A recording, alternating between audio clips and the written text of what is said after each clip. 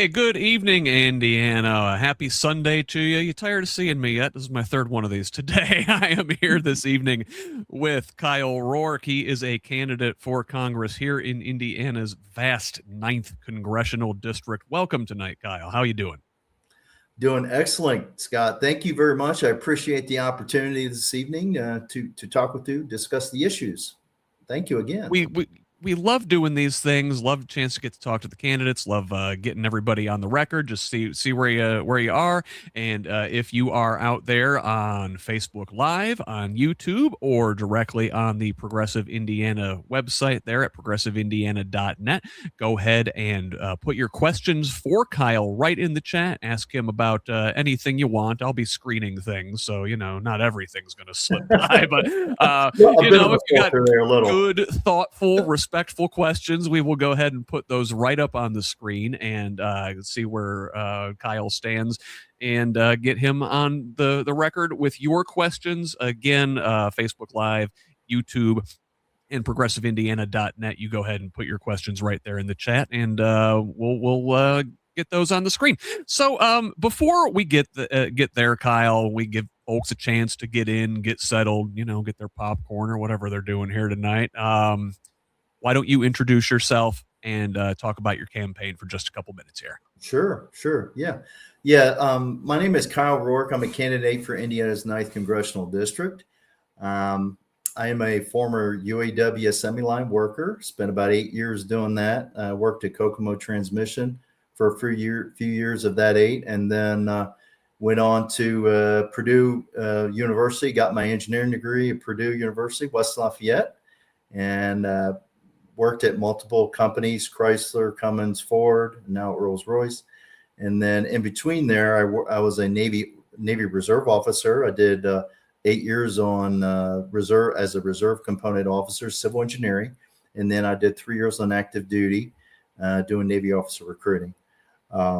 So yeah, that's my background. Obviously, I'm married, 4 wonderful children, and I'm a Christian. I go to church, and I enjoy. I'm deeply worried about this country. And I'm really worried about our folks in this district not being able to pay their bills, quite frankly. A lot of financial pressure in terms of cost of living, affordability. And I'm throwing my name in the hat because I want to try to change that. I really want to try to help folks get their wages increased so they can pay their bills, right? That wages are not keeping pace with inflationary measures. I think everybody knows that. They feel it at the grocery store. And that's just one piece of it. But also, if you look at housing prices or rent prices, they're shocking, right? So threw my name in the hat and want to make some change, want to make some differences here. And I think with my UAW background, Navy officer background, and educational background, I think I'm the best candidate to do that in the 9th Congressional District. Well, very good. We appreciate you being here and joining us tonight. We appreciate you putting yourself out there, throwing your hat in the ring. It is vulnerable to ask for people's vote like this, and to go and travel our corner of the state and just ask for people to judge you, basically, right? That's right. It's a tough business, but that's okay. I've been around. Spent many years in manufacturing, automotive plants, and then as a former Navy officer, I've been around. I've seen a few things. Been trained well to handle this kind of thing, for sure.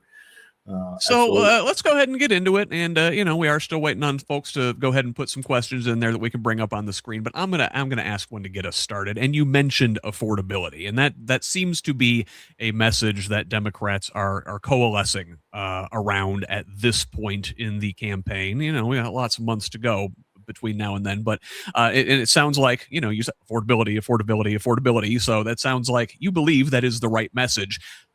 How do we go about achieving it? How do we go about raising wages and lowering costs, or at least raising wages to the point where they cover the increasing costs?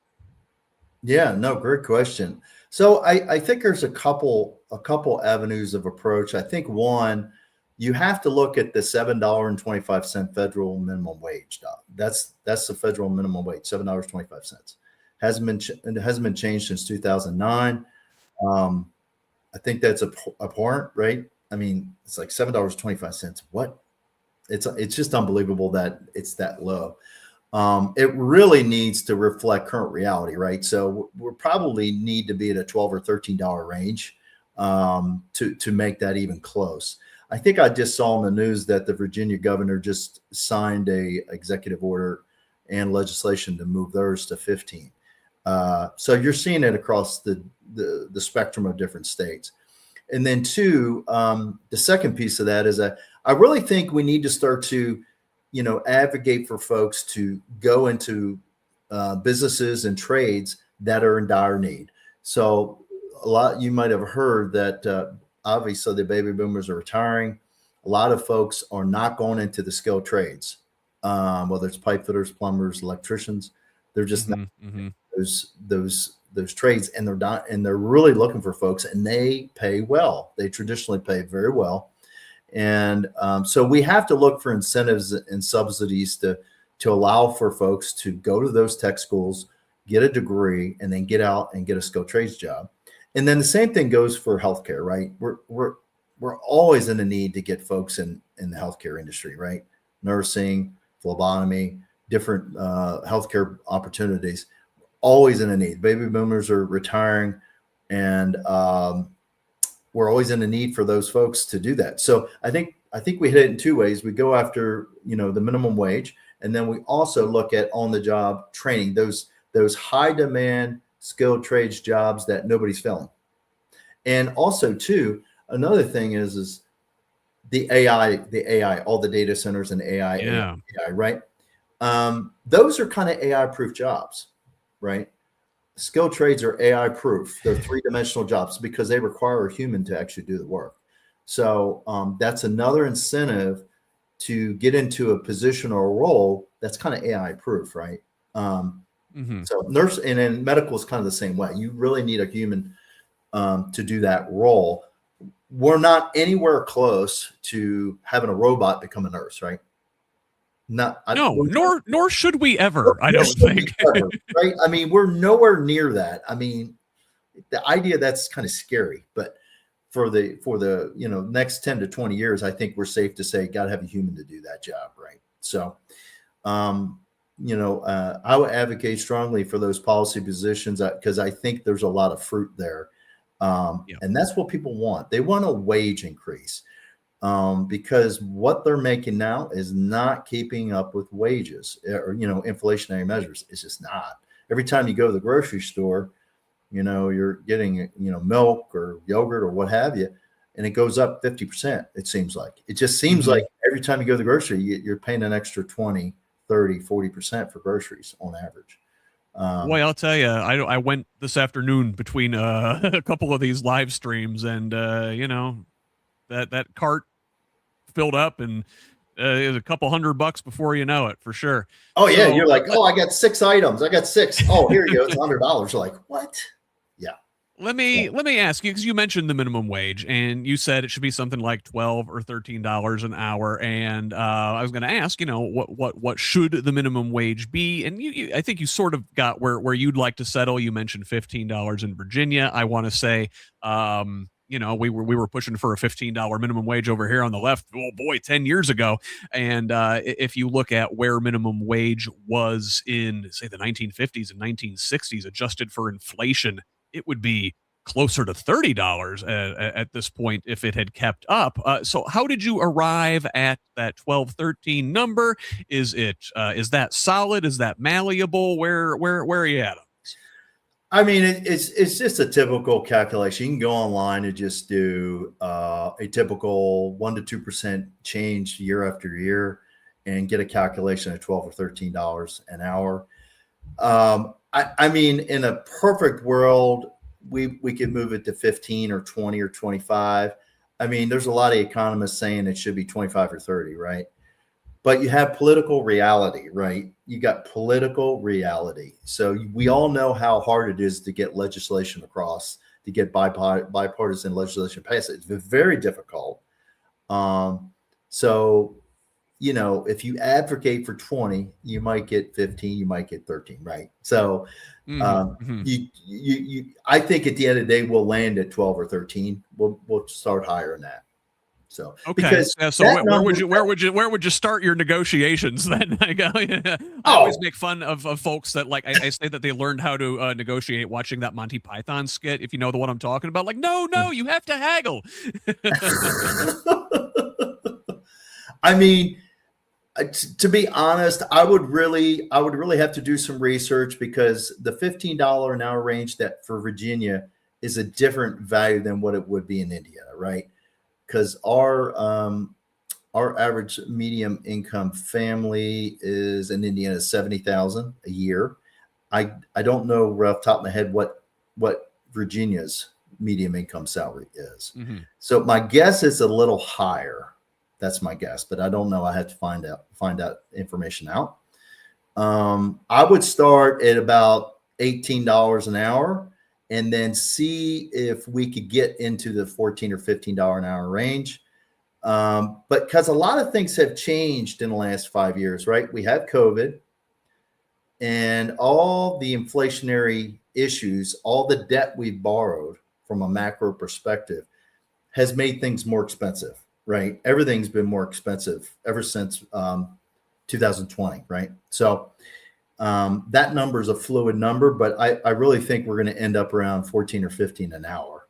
But if I was to start, I would start at 18 and just see where we can land.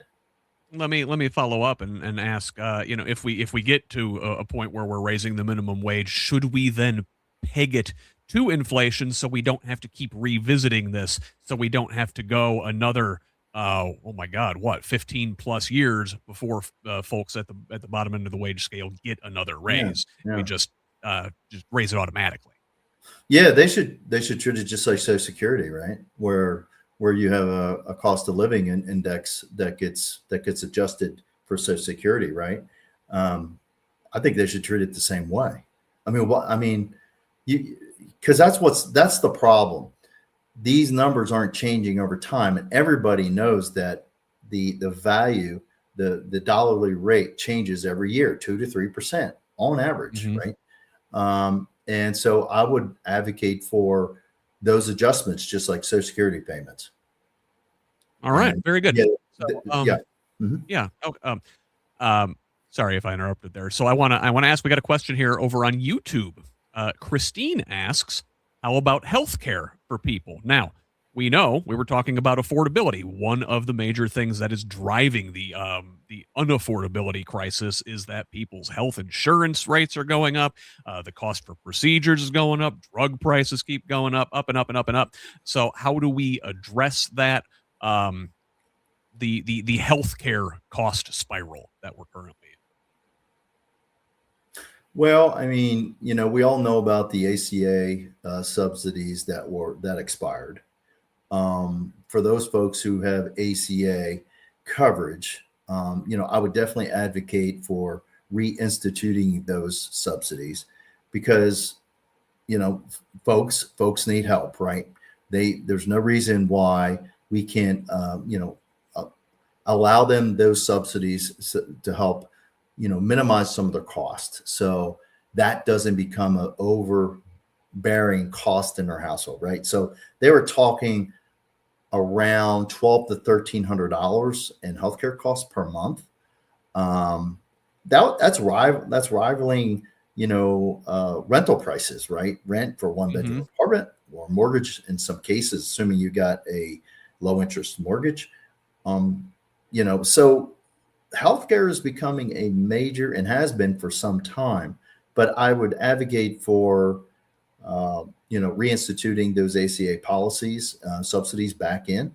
I think it's a good win. And I think the Democrats did the right thing by advocating for those. Of course, it didn't, we had a shutdown because of it, and the Republicans said they'd take it up, and they took it up and they didn't reinstate those. So, oh, go figure. The Republicans didn't hold their word. Who would have thunk it? So let me follow up then and ask. So here's one other thing. Yeah, go ahead.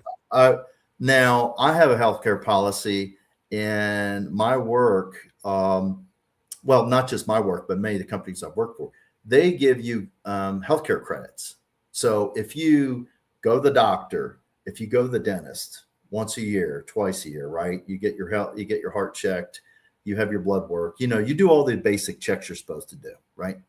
You exercise, all these different things that are good for you, right? You get a credit. So a credit, maybe $500 or $1,000 towards your healthcare bill. I think those are really excellent policies because that encourage people to establish positive, healthy habits. And Sure. statistically, it's proven if you have positive, healthy habits, you're less likely to get sick and less likely to get ill more often, right? So yeah, let me follow up on this healthcare theme and say, like, are these things just sort of nibbling around the edges with the Obamacare subsidies? Do the insurance companies just keep raising their rate to extract more and more subsidies? Things like the incentives to for healthy habits and stuff. That's Yeah. great, but if what about going upstream and dealing with this at a more systemic level? And some folks over here on the progressive left thinks Democrats should move toward a Medicare for all universal single payer health plan. What do you think about that? Yeah. So,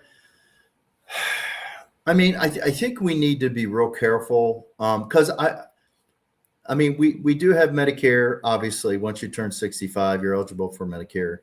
And I think we have Medicare, we have ACA, and people are required to sign up for ACA if they don't have insurance. If they don't sign up, then they get penalized during tax time, right? So they Well, get a they penalty. used to. They don't anymore. Yeah, that's right. That's right. But they do have an opportunity to get healthcare in that form. But I think the single payer idea, and Medicare for all, I would have to really look at that because in some situations, I think it's value add because there's statistical studies that show that more people have healthcare, the premiums come down. So, but I would have to look at the different states and see how that actually fans out in terms of cost. Because if it comes too costly, people are going to drop it, and it's just not going to be workable, or the coverage quality isn't very good. So I don't have the best answer on that, but I'm one of those people, those candidates that if I don't have the best answer, I'll research it and find the answer. I'm not just going to throw a bunch of stuff out there.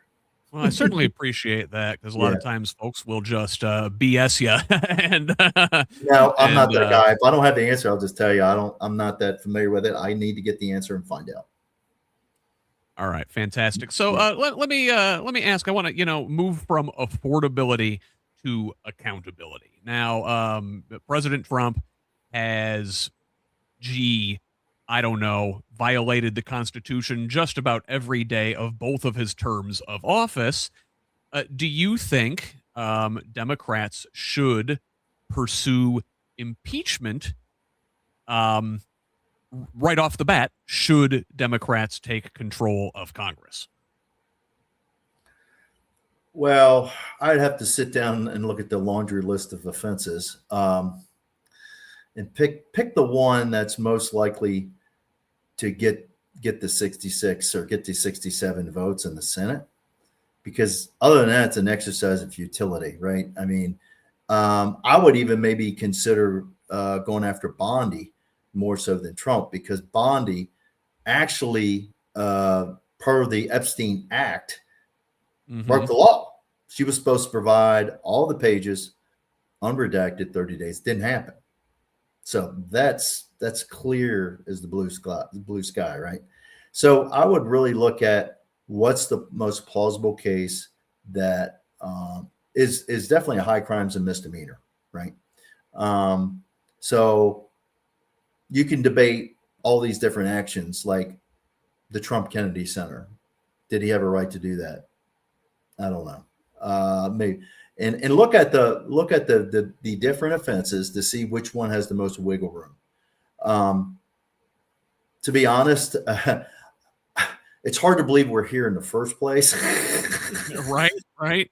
Oh, because he got indicted 96 times. So anyway, it's another topic. But the indictments that really bothered me the most from being an ex-Navy officer are the classified documents. Indictments. Yes. That is the one where he would have been in deep. He would have gotten convicted on that because you really can't lie about that. I mean, it is either you have the documents or you're not. And he shouldn't have done that, and he did. But anyway, that's another topic. So it would have, for me to push for impeachment, it would have to be a sure thing, because the Republican Party is not going to, they're not going to vote against something or for something that is not a slam dunk, right? It's got to be something slam dunk, right? So, you know, the Impoundment Act, where they're doing pocket rescissions, I think that is the one where they could really push impeachment, because that is actually taking authority away from Congress. You know, Congress allocated, for example, $1 billion. All of a sudden, Trump says, "Oh, well, that's that billion. No, you don't get that billion. We want 500 billion or 500. Half. We're going to take a half. And we're going to move it somewhere else." That's what pocket rescissions are. And so I think that is the clearest path to impeach him and getting convicted, because that's clear you're truly taking congressional authority out of the hands of Congress. Right. And, well, you know, so you're rattling off various crimes and misdemeanors. The whole thing, like, you know, pick one. Pick the worst one. The fact that we're here, it really says something to the time that we're in. And, that's right. It's amazing that we can't get an impeachment for in the first term when he just flagrantly violated the law every day, and now it's even worse. Yeah, and then also the indictments, right, going after the political enemies. I mean, just praise the Lord that we have the grand jury system. You know, the grand jury system's really saved us, and most people don't realize that. But that's the founding fathers left us a gift there. So it's basically a jury of our peers that look at, should we indict somebody or not, and apparently they're putting all kinds of people together, and they're like, nope, no indictment, nope. This is an exercise in futility. You're wasting our time. So I want to on the courts. You know, you mentioned that our founding fathers left us a gift in the way they designed our system. And one of the things that they designed into the system is that Congress gets to determine the composition of the Supreme Court, including the size of the Supreme Court. Now, our current justices, we've got a couple at least who are openly, flagrantly corrupt. Some of the other ones have been appointed through political shenanigans and trickery.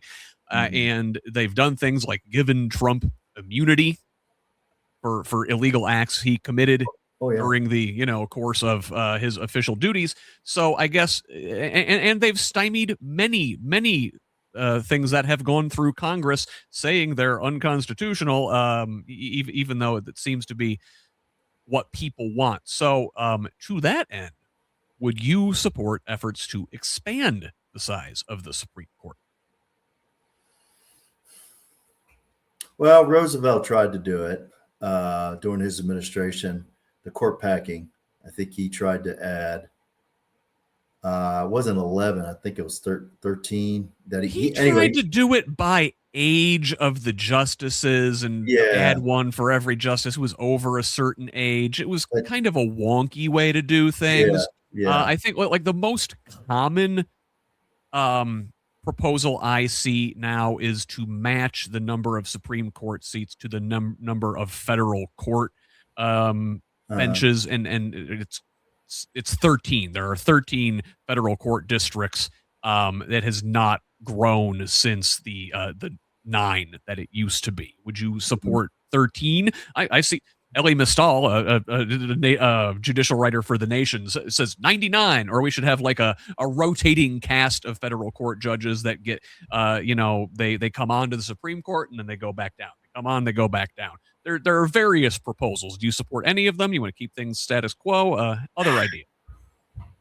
Well, I try to take the long view here, right? So, say a Democrat gets in 2028, he'll be there, he or she will be there 4 years, maybe 8 years, and then there'll be another Republican independent, maybe.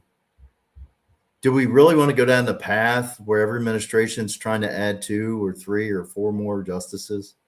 I mean, we have to be really careful about messing with our institutions in terms of changing the structure. Because that could really undermine our democracy and our institutions. We have to be very careful. So as of right now, I would, I'd advocate for just status quo for right now. Just stick it at 9 because of the long-term view. We don't know what the future holds, and I hate to make a guess as to what could possibly happen if we added 2. And then next time, Democrat comes in, we add 2. Republican comes in, they add 2. Right? We can get a snowball effect. But in terms of corruption and certain justices not adhering to the appropriate ethics, they should be impeached, and they can be impeached. They have been impeached in the past. So I think the latest one was like in the 1920s. There was a chief justice, or one of the justices was accused of ethics and impeached. I think he ultimately got away. Yeah, and then I believe they threatened one of the justices with impeachment in the late 60s or early 70s. Yeah, and he wound up resigning instead of going through with the thing. Yeah. So, but I think a lot of it right now is because the Republicans control Congress and the executive, so the investigative body's not there. So if the Democrats take control, then we potentially have an investigative body back. And we can investigate potentially a chief justice wrongdoing, and potentially go after impeachment for that justice. Yeah, you mentioned FDR and his court packing gambit in the 1930s. No, that didn't work out. But regardless, I'm a big FDR guy, big fan. Okay. Who is your favorite, or who do you think was the best U.S. president of the 20th century? I want to limit it to that because everybody says if you ask their, the best U.S. president, it's like, oh, okay, Lincoln or Washington. Well, yeah, that's easy. That's a cop out.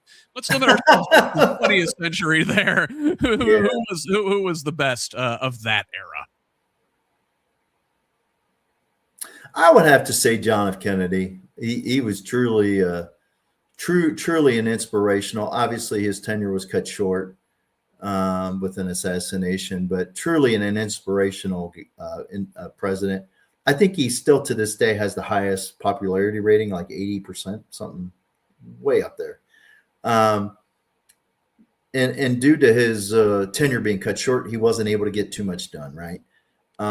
So in terms of popularity, inspiration, and making the country feel like, oh, we're going to go to the moon, right? We're going to design a space shuttle and we're going to land on Mars in 10 years, right? Truly aspiring. But in terms of the most pragmatic, the president in my mind who got stuff done, that has to be LBJ. LBJ was very cantankerous and a little hard to deal with. Yes, he was. Boy, he got results. Civil Rights Act, Medicare, Medicaid, you name it. Oh, he got a lot done. If you look at all of the legislation he pushed through. Now, of course, at that particular time, I think the Democrats controlled everything. The Democratic Party, we controlled everything. Yes, they did. House, Senate, executive, right? So it's easy to get a lot done when you run the show. Well, Democrats, that was the New Deal era. That was the Great Society era. And Democrats controlled things. I think, well, it was my opinion that they controlled things because they went to bat for the working class. They supported labor. They got things done for the people. The opinion of Democrats has certainly soured since that time. Now, last week, a New York Times focus group made a lot of news when every person, all Democrats, every person in this focus group had unkind things to say about the party. They especially said they would prefer a progressive candidate over a moderate. Now, sounds like you're saying you're more in the moderate camp. Do you is that accurate? That's kind of the vibe I get. Yes, yes, I'm a moderate centrist for sure. Um, I'm pro worker, but I'm also pro business. I want businesses to be successful, but I want them to pay their people well, a living wage, so they can take care of their families and pay their healthcare costs and have a living wage. I don't want folks to be living paycheck to paycheck, and that's not just a talking point. That's reality, and so from a economic perspective, and of course I'm pro union too. I was in the UAW for 8+ years. I am truly blessed because back in the 90s, I made really good money as a line worker, and I chose to save those dollars and put myself through college. Between myself and the union tuition benefits, I was able to put myself through school and at Purdue. And if I wouldn't have had that good paying union job, I don't think couldn't have been successful in that area. I wouldn't have been able to do it. So, because as we know, college is very expensive, right? Even then, it was pricey. So, Yeah, certainly. So, I want to ask, staying on the labor thing, a real point of contention, I think, between organized labor and not just rank and file Democrats, conservative Republicans in rural areas as well, is data centers. Now, organized labor loves them. It provides a lot of good jobs up front while they're building the things, maybe not necessarily long term. And you mentioned AI earlier. There's lots of other potential of downstream effects of building all these AI data centers. So Senator Bernie Sanders of Vermont has called for a moratorium on AI and data center construction. How do you feel about this burgeoning industry? And should we slow things down, pause things? How do you look at that? well, I mean, the good news is a lot of the counties in southern Indiana are taking matters into their own hands. Um, I was just at Dearborn County the other night, and they're working with their county commissioners and potentially putting out a moratorium for their county. Now, other counties actually have a moratorium. And I think I was told Franklin, I have to check on that. Franklin County might have a moratorium on data centers, but don't quote me on that. I have to verify. But anyway, there's a floodgate of opposition against them for two reasons. There's two reasons. One, they're not providing, they're requiring land development and folks who are doing the abatements from a real estate perspective, they're requiring NDAs. So NDAs, non-disclosure agreement, they're not disclosing where the money's coming from. They're not disclosing, who's doing the construction work. They're not disclosing anything. So that's not going to work. If you want to build a data center, that's fine, but you need to disclose what's going on, right? Where the money's coming from, who's getting paid. The second thing is what is the value proposition? And when I say that, I mean, what is the value proposition for that community, right? Are they getting tax revenues for the next 5 years? Are they getting tax revenues for the next 10 years? Is it 2% of the land development costs they're going to get, right? Just like oil subsidies in Alaska, right? If you're going to drill oil in my backyard, okay, well, you need to pay me 3% of the royalties or of the revenues once a year, right? Data centers need to do the same thing. So if you're going to build a data center in my backyard, you need to pay the community. And so that's what's not happening, those two things. And that's why you're getting a major political pushback across southern Indiana in some of the counties, starting to push for moratoriums. Yeah. Well, another thing with the AI and automation in general is that they cost jobs. White collar jobs with the AI. If you go back to the automation of the heavy industry, over the last 50 years, taking blue collar jobs, and all that's left is like service sector jobs for the most part. All of the value from automating these jobs away has gone to the top, to the 1%. I want to say it's something like $79 trillion has been funneled upward since 1980.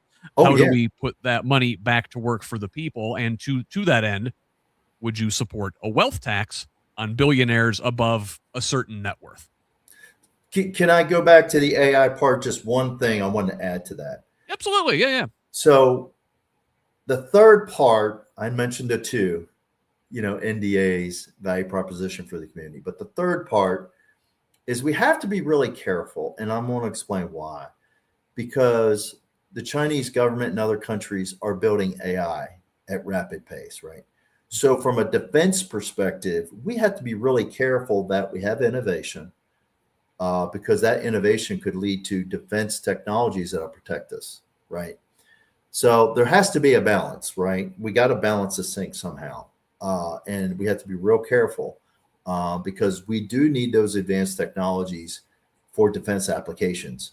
We do not want our adversaries to have a cutting edge technology advantage over us because that could risk our defense and our protection in the future, right? So we have to be real careful about that. So back to your question here, it says wealth tax. Yeah. Was that billionaires? Oh well, yeah. you pick your number, right? Oh Maybe it's yeah. a billion, maybe it's Absolutely. 2.6 billion, maybe it's Absolutely. 7.4 billion. But yeah, Absolutely. All day long. Absolutely. It's the most absurd thing I've ever heard in my life. It's like Jeff Bezos, effective tax rate 4.5% or something like that. And then it's like nobody should have that kind of money in this country. Nobody. It's just absurd. I would tier it. If you're making over 100, but if you were worth over 100 billion, let's do 10 or 15%. If you're making over 10 billion, let's do 5%. Let's scale it down. Everybody has to pay their fair share. Everybody's got to pay their fair share. We all live in the greatest country on the face of this earth, and a lot of people would disagree with that. But let me tell you, some of these countries like Turkey and Hungary, China, you call out Xi Jinping, guess what? You go to jail and they shoot you. We're still the luckiest planet or the luckiest country on the face of the planet. It's still a great place. Yes, we have our issues, and I'm deeply worried about our issues about democracy, right? With Trump going too far. And that's why I'm here. I'm here to advocate for democracy and making sure we're holding him accountable if he crosses the Rubicon, which he has. So we need the Democrats in charge to put a check in the place to make sure he doesn't go any further. But we still live in the best country on the planet. I don't care, hands down. I've been in other countries and we still got it pretty good. Even though we have our own problems. Yes, we do. Well, you know what? Let's talk about here. Let's break some eggs here. Let's talk about another country that's got it really good because they have the United States paying for their free healthcare and their fair education and their weapons. And I'm talking about Israel, who does all sorts of shenanigans with their weapons that the United States supplies them. Should the U.S. continue to supply Israel with offensive weapons, given that they have, in the opinion of the United Nations, committed genocide in Gaza, or defensive weapons, or what level of support is appropriate to keep giving this country? Well, I would say this. I'm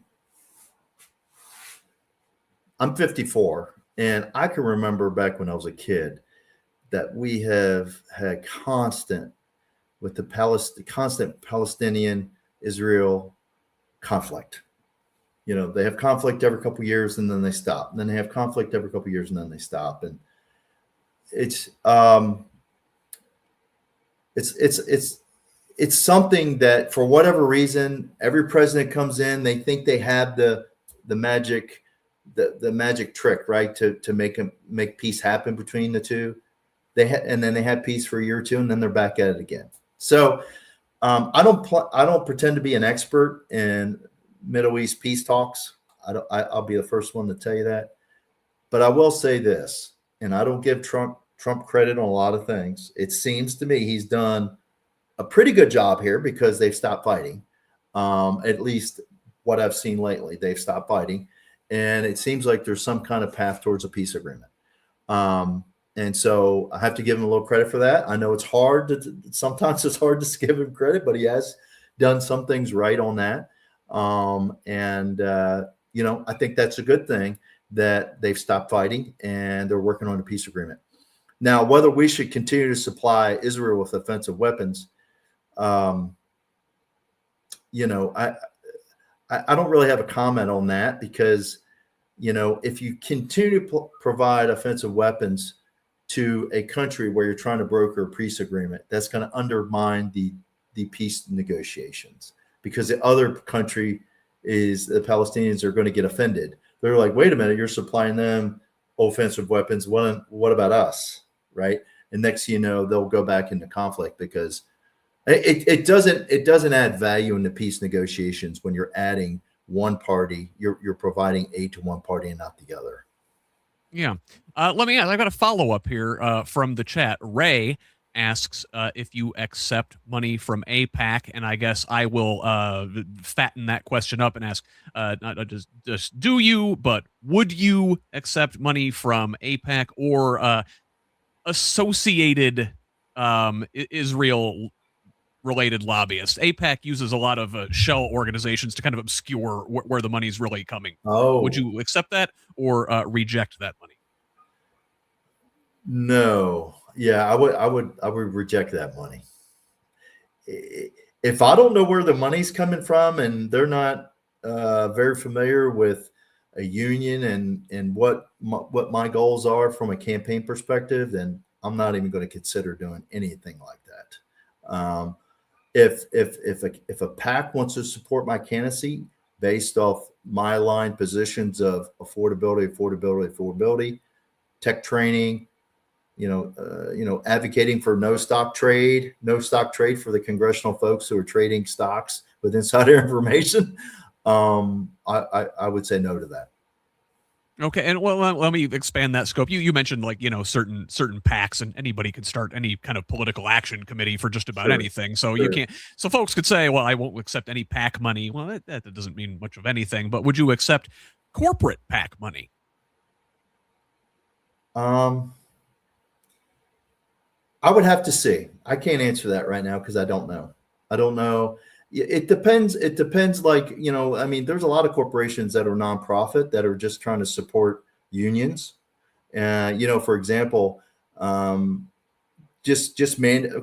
say, for example, we have Dearborn County and they want to build a data center. Okay, great. And they're going to provide they're going to have full transparency. They're going to have full value proposition. And then, oh, by the way, another terms and conditions are we require they use union labor on the job. So a company that's supporting that activity, that's going to supply jobs for Southern Indiana and supports jobs and wage growth, then potentially yes. But if they're not going to support the worker and helping support wage growth and affordability issues with our constituents, then I would not. All right. So let me change gears a little bit and ask about something that has been a very contentious issue over the last several months, especially with the ramp up of these ICE raids in Minnesota. We're currently under a partial government shutdown of the Department of Homeland Security because Democrats in Congress are holding out for more stringent regulations of agents in ICE and Department of Homeland Security more broadly. On the Democratic side, there's a bit of a issue over the phrase "abolish ICE." Where do you come down? Should this organization be continued to exist in its current form? Can it be reformed? What say you? So, yeah, we all remember 9/11. I do remember that like it was yesterday. The intent of the 9/11 Commission was to set up, develop Department of DHS and ICE and all those organizations. And I do not agree with abolishing ICE. I think what's happening is they're being mismanaged at multiple levels. They're not acting like a normal police law enforcement organization. They're acting more like a paramilitary organization, and that's not correct. And so that's part of the problem. So there's like 3 or 4 problems. One, when they go to do a search, apparently there's no judicial signed warrant. Okay, step one. Two, they're not clearly identified. They have masks on, but there's doxing. And honestly, I'm gonna get real with you real quick. If you're going to step into an ICE role, either FBI, DEA, ICE, everybody takes a chance when they step in these law enforcement roles. So you have to take the mask off and you have to clearly identify yourself. They're not doing that right now. And you can't pull people over with a mask on because you don't know who they are. They don't know. You don't know if they're trying to harm you or your family, right? So that's one of the problems. And then the second thing or the third thing is they're not the state and federal authorities aren't working closely together. And that is the problem, because since they don't work closely together, you have this tinderbox situation, specifically up there in Minneapolis. And that's basically what happened, right? You have ICE doing law enforcement, plus you have them doing protest management. And that's just a recipe for a disaster. And that's what happened. So we need to get back to local law enforcement and federal authorities working together like they always have. I spent 11 years in the Navy, 3 of it on Navy recruiting. And I learned a lot about how state and local authorities work with the federal authorities when it comes to law enforcement activities and how they collaborate. They collaborate on everything. Whether it's bad guy, searching bad guys, bad gals, terrorists, you name it. They collaborate all the time. And it needs to continue that way. Now, why we have certain cities that don't want to cooperate is beyond me. They should just cooperate, let them go and get the bad folks who are wanted, who are illegal, and arrest them and let them go through the due process and take them to court and make sure they get their due process rights. And that's the process. We can't let folks come into this country and not know where they came from. That's a recipe for disaster. We had 9/11, right? We all remember that. We cannot have that repeat again. And so we have to be really strict on, making sure we have border security, making sure we have ICE has the tools to do its job. But I do agree, ICE is out of control right now, and they need to, secretary needs to be fired, and they need a new person to go in there and reorganize it and train their folks to be a professional police, law enforcement authority to do their job professionally, like they're supposed to. Right now, they're not acting professionally. So, in addition to this disagreement that folks within the Democratic Party have over ICE, I think another. Sorry. Oh, you're a little fuzzy in your sound. Oh, is it better? Is it still fuzzy? It's still a little bit fuzzy, little bit. Okay. Yeah, sure.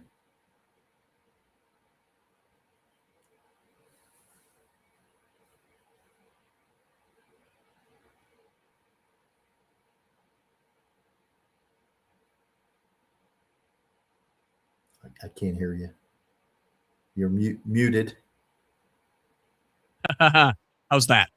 Oh, better, much better, clear voice. Yeah, funny. I don't know why these things happen sometimes. It just, okay, not a problem. Anyway, what I was going to ask is, ICE is a thing that divides Democrats, whether it can be reformed or not. Another thing that Democrats have sort of been divided on is how much support they should give the transgender community. And I want to ask where you stand on that. Should transgender individuals be able to update their government-issued IDs to match their gender expression?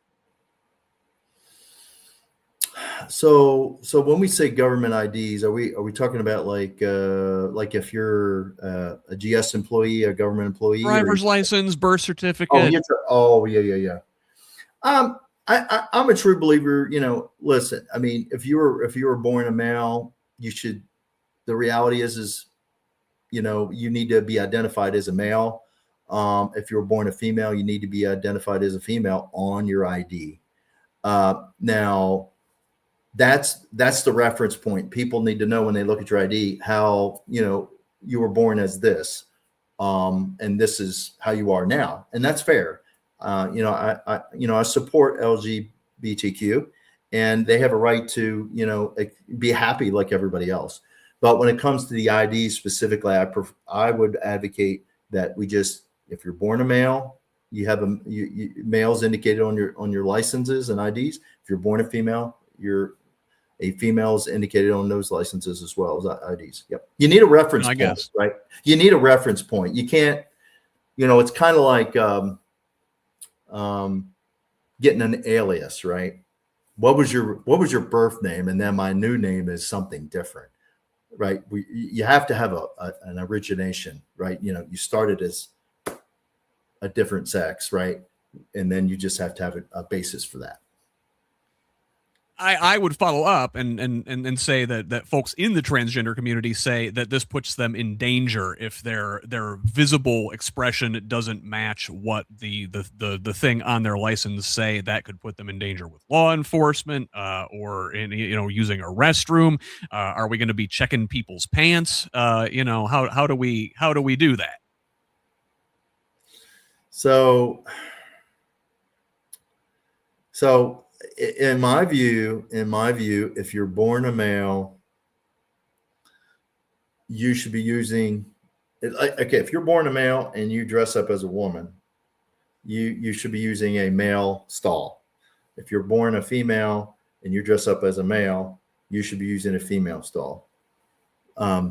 That's just my view. It's a kind of a traditional view about things, because you have to have a reference point. You have to have the standard, hey, here was my sex. Here's how I was born. I'm stuck with using that stall the way I was born. Right.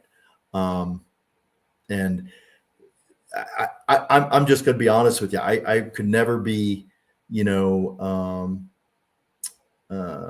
comfortable, as a father of four. I got 3 daughters. If my daughter's in a restroom, and here comes a basically a woman, but is actually a male in that same room. I couldn't be comfortable with that. I'd rather, if you're a male born as a male, you go in the male restroom. If you're born as a female, you go to the restroom in a female restroom. No matter what. That could certainly cause some issues going the other way, because I've seen some pretty masculine looking trans men that you would not want to send into the women's room. That's for right. Their safety or anybody else's. So, I guess let me shift gears here. We've only got. I know that's just how I feel. It's a traditional view on things, and and that's just the way I feel about it. So. Yep. For folks who are still out there watching, we do have only a few minutes left, so we maybe got time for a couple more questions there if you want to get something in before we have to wrap things up with Keil here tonight. I asked about what kind of president you admired in the 20th century earlier. Let's bring things into the current era, and you're trying to become a member of Congress. What current member of Congress most closely aligns with your political outlook? Like, if you were going to say, oh, I'm like that person, who would it be? I would have to say, I mean, it used to be probably Joe Manchin, but he's gone now. He's an independent. But it's probably more so now John Fetterman. I'm probably more of a John Fetterman type. Him and Andy Bashir. Andy Bashir, probably those two. Of course, Bashir's a governor, but not a congressman. But I see where you're coming from there. Moderate. Pretty moderate. In the middle, have some centrist traditional views, and that's okay. There's nothing wrong with that. Yeah, that's kind of where I'm at. All right. Well, very good. So I'll tell you what, we've only got about 5 minutes left here, Keil, and not getting folks asking those last couple questions here in the chat. I wanted to give you a chance to sort of take us home, and give us the closing pitch, if you will. Sure. Yeah. And yeah. So yeah, Scott, yeah, once again, appreciate the opportunity today and this evening to just talk about the policy positions. I truly believe in my heart, I'm definitely the best candidate to get through the primary as well as the general. I'm definitely, and a lot of folks at IU would probably not like it when I say that, but I'm definitely the Signetti of the group. I'm the guy who can get us, can change the perspective, can get us that crossover appeal, that independent, that disenfranchised Republican. I'm the guy to get those votes. And in the 9th congressional district, we need 20 to 30% of those votes to be successful in the general. So if you're if you have a little bit, if you're a little bit more progressive, I don't think you're going to fare well in the general. I think my candidacy, my policies, from a centrist perspective, I think are the best chance we have to winning the general. In my eyes, on the general, not so much the primary. Of course, if I don't make it through the primary, I'm not going anywhere. But I'm the guy in the race who's going to change things up, and I'm the most likely guy to, if I run against Aaron, I'm the guy who can definitely win, because I have that crossover appeal. I have that those policy positions that could potentially attract that disenfranchised Republican and disenfranchised MAGA who are just fed up because of my pro-worker stance and wages and such. Yeah, look forward to the race. I appreciate this opportunity this evening, and look forward to chatting with you again sometime soon. Appreciate the time. Yeah, well, hey, I'll tell you what, if folks like the message that they hear from you tonight, where can they go find out more information about you, your campaign, if they want to volunteer, donate? I'm sure there's a place where they can go to do that. Yes. So here's my so right here's the QR code right there. You click on that QR code. Andy. Yeah. And then my website is https://KeilRoark.com. All right. And that Keil is Keil. That is Keil. Thank you. Yeah. Oh, yeah. That's my old. See my sign back there? That's from the state rep run 2022. There it is right there. Yeah. So. Very good. Well, I'll tell you what, I appreciate you being here with us tonight, Keil, and getting on the record and telling us where you're at on these positions that matter to folks, matter to Hoosiers here in the 9th district.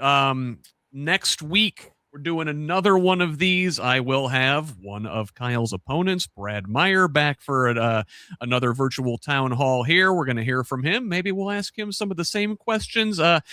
I've shared the that event space on YouTube and Facebook, so you can start queuing up questions for Brad at any point, and we'll get him on the record here too. But for now, Keil, thank you for joining us here tonight. It has been a pleasure, and thank you there in the chat for asking your thoughtful questions, and thank you for your comments.